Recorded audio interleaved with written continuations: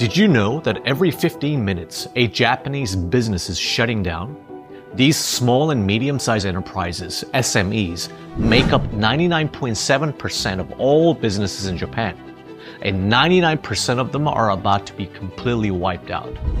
And this is happening right now as we speak, quietly and systematically. Let me walk you through exactly why this is happening, and the reason might surprise you, what's being done about it, if any, and what this broader trend really means, not just for Japan, but for the rest of the world.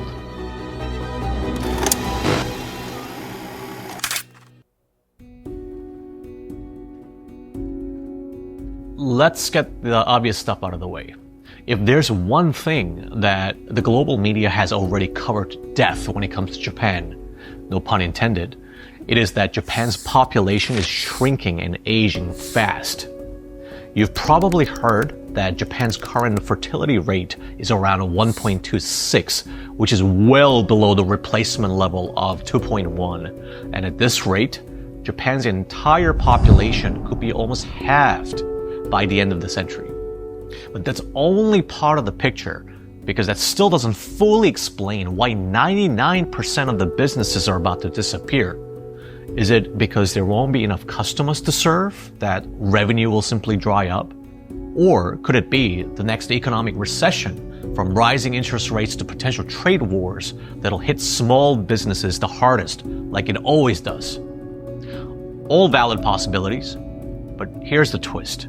Most small businesses in Japan that are about to shut down are actually profitable. The businesses themselves are healthy and sustainable. There's no rational reason why they should be closing. Would you be able to verify if a lot of these businesses that are about to disappear are in fact profitable? Yeah, so I mean, there's some data around this. So even in 2021, over 42,000 businesses closed despite being in the black. And this is according to kind of METI's, the Japanese government's own estimates. By 2025, it's estimated that about 630,000 businesses risk closure. So this growth, even 42,000 in 2021 to 630,000 in 2025 as a projection, it's a very alarming figure, especially considering the fact that Japan has an aging population and a lot of, the average age of an SME president surpassed 60 years for the first time in 2016 and continues to rise yearly. So that's an incredible statistic. Again, this isn't about the economy slowing down or the population dying out. Rather, this is about the profitable businesses, some with decades or even centuries of history, shutting down permanently. So what the hell is going on here?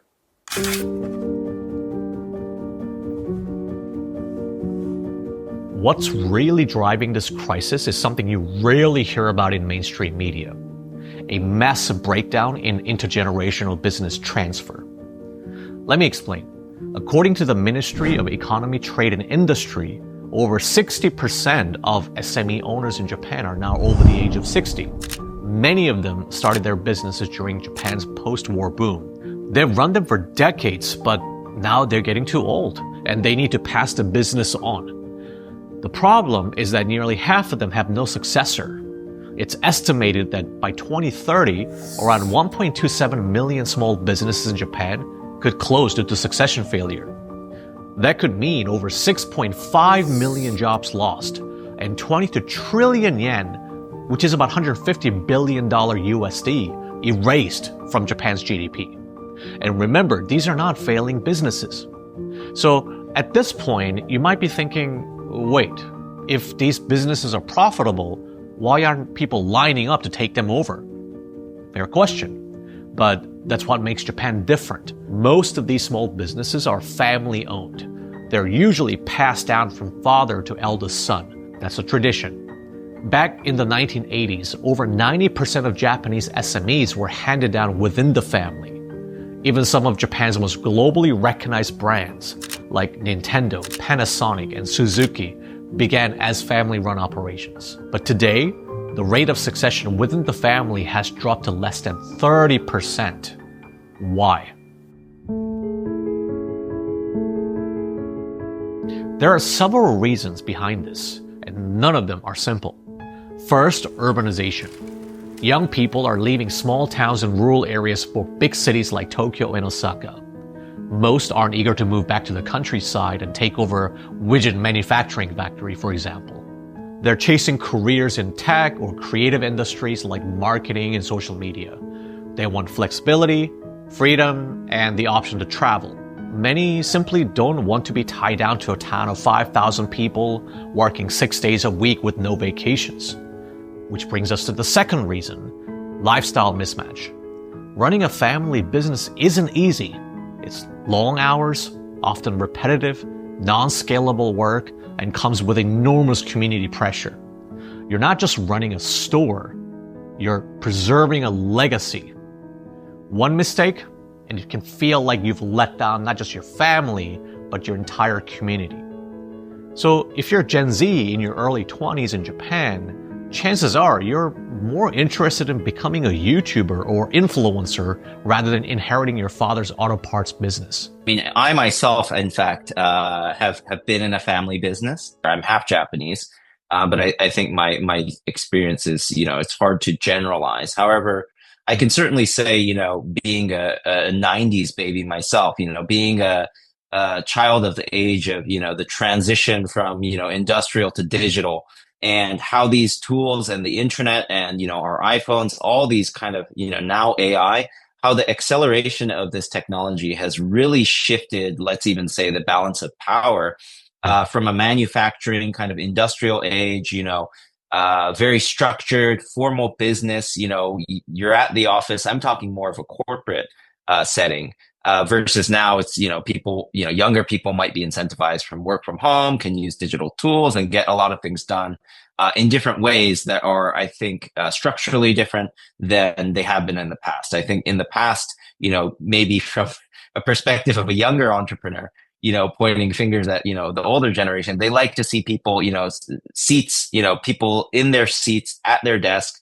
Whereas in even a Japanese context, you see a lot of these bloated companies that are so unproductive, and yet they have people at the office, sitting there waiting for their bucho or boss to leave. So kind of I think the values as well in terms of output and productivity, and an understanding of, how to run the business most efficiently. There's probably clashes there in terms of thinking. Beyond that, it gets even more complicated where, the reason why perhaps younger successors don't want to take over is, yes, the companies in some cases may be in the black. However, whether it be the business model or the type of business, or even, past business decisions that perhaps lock you into certain assets or certain, fixed, let's say, locations or offices, that might not be what the next generation wants to take on as a burden.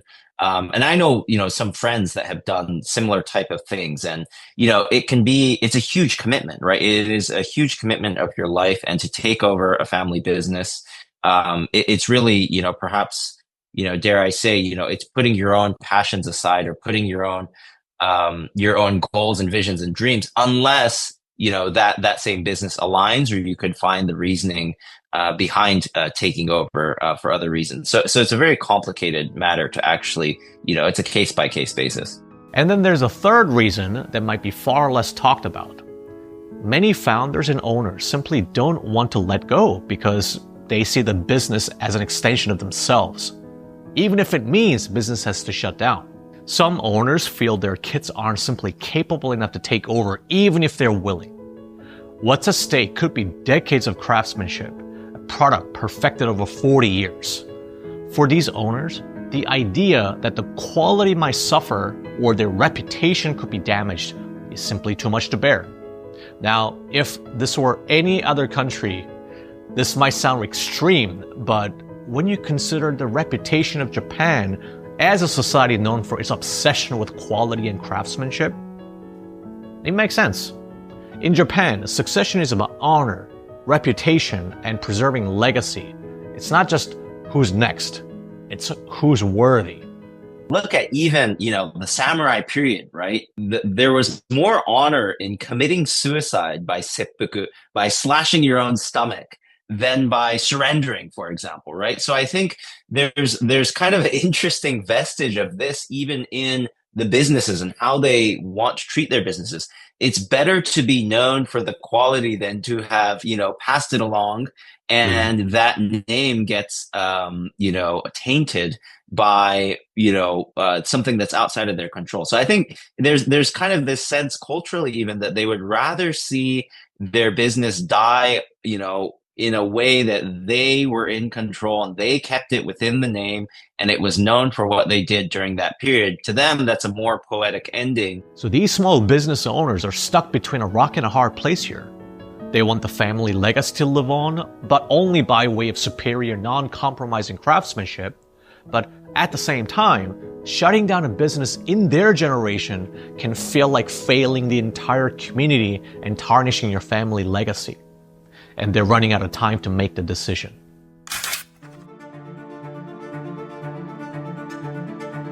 Just to show how serious this issue has become, in 2017, the Ministry of Economy, Trade and Industry launched the Business Succession Support Program to help SME owners find successors. It included subsidies to cover legal and advisory costs, tax breaks for inheritance and business transfers, and funding for local succession matching initiatives. But here's the thing. Most of these policies treat succession like a transaction, not a relationship. Tax incentives and digital tools can only go so far when the real challenge is emotional. Trust, pride, legacy. And all of these programs have been bogged down by bureaucracy, underfunding, and low public awareness. To fill this gap, a new wave of private sector solutions emerged, specifically in business succession platforms. Think of them like online dating, but for businesses. One of the most prominent players is M&A Research Institute. Founded in 2018, this company uses AI to match retiring business owners with qualified buyers. Their results have been staggering. What used to take months or even years now can be done in as little as 49 days. In just a few years, the company went public, and its founder, Shunsaku Sagami, became Japan's youngest billionaire CEO at the age of 32. The fact that somebody became a billionaire by solving this one issue should tell you just how urgent and massive the problem really is. But even with all these M&A platforms booming, many small business owners remain hesitant. Some don't trust outsiders. Many, especially in smaller towns, don't even know that these services exist. Because for traditional owners, it's not about the highest bidder or flashy CEO with an MBA. It's about finding somebody who feels like family, someone who will carry on the name, values, and legacy, not just the profit margins. Which brings us to something truly unique about Japan, the tradition of adult adoption.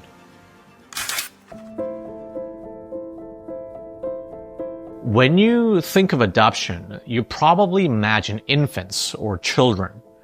But Japan has a centuries-old practice where adult men are adopted into family for the specific purpose of continuing the family business. This practice is called Mukoyoshi, and it's one of Japan's most fascinating and least understood social customs. Muko means son-in-law, and Yoshi means adopted son.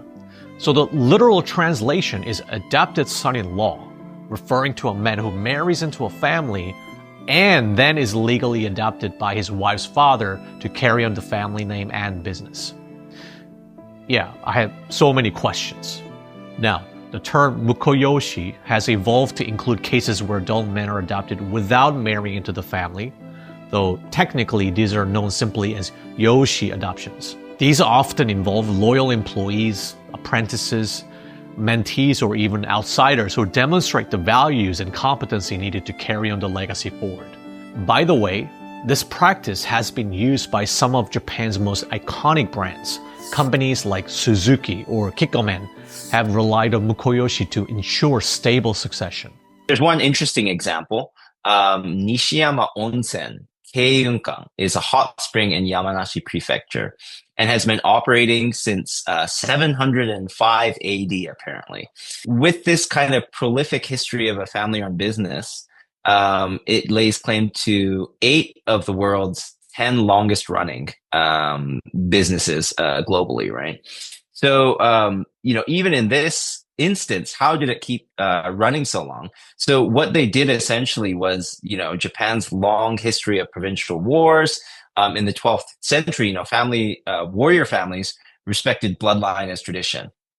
But it would also name young men from other families as successors, since it was imperative that they were both intelligent and physically strong. So this family principle is known as ie adoption. So while this concept fell out of favor in the 20th century, it came back after World War II. So adoption rates in Japan are in fact the highest in the world.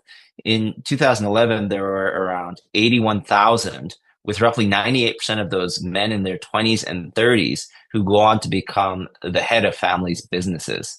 And you see this kind of accelerated with, AI and some of these new tools that are gaining, global appeal, such as Trambi, these prominent Japanese online M&A platforms. So you see kind of these new solutions and, perhaps even older solutions coming back to the fore to address this big issue. Okay, so here's the question I had. Isn't being a son-in-law enough? Why go through the hassle of legal adoption? Well, in Japan, a son-in-law doesn't automatically take the family's surname or inherit the business. Just like in the West, the daughter usually takes her husband's surname. But in traditional industries, especially rural, craft-based ones, retaining the family name is crucial for legacy and trust. Legal adoption is what gives the son-in-law the surname, succession rights, and symbolic continuity. Now, let's say I'm the guy with an evil plan to take over a man's profitable business by charming his daughter. Sounds like a bad Korean drama already. But let's say it works. She falls in love, and we get married. Now what? Either I convince the father-in-law to adopt me, or he comes to me on his own and he says, Stephen, your character and your vision are so amazing. I know you're the perfect person to take over this business. And just like that, he starts the adoption paperwork at the local municipal office, notarized, stamped, and filed. Once approved, I legally change my surname and gain inheritance rights. Done. Of course, the system isn't perfect. Even when a Mukoyoshi arrangement goes smoothly on paper, things can get emotionally messy.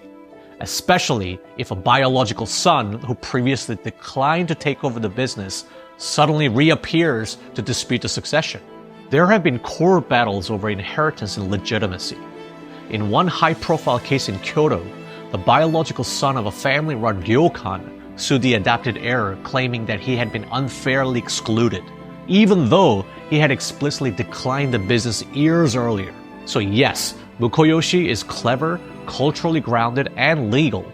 But as data shows, it's not enough. The scale of the crisis is just too big. And while companies like M&A Research Institute are absolutely killing it, the real question is that enough to save the future of Japan's small businesses?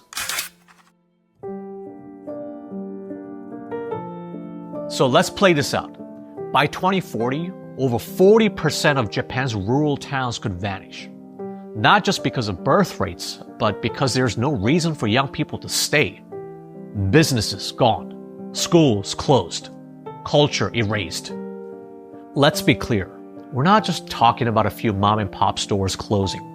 We're talking about a systematic collapse of Japan's business backbone. Again, SMEs make up 99.7% of all businesses in Japan and employ over 70% of the workforce. If even a fraction of them shut down, the ripple effects could be massive, economically, socially, and culturally.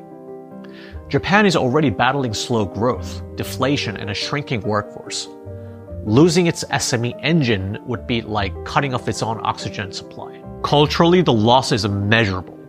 Japan isn't just losing businesses, it's losing craftsmanship, tradition, and identity. And ironically, these aren't failing businesses. They're profitable, respected, and often beloved by their communities. They're dying simply because there's no one left to carry the torch. Now, there's a group of entrepreneurs who might be more than eager and qualified to take over these businesses.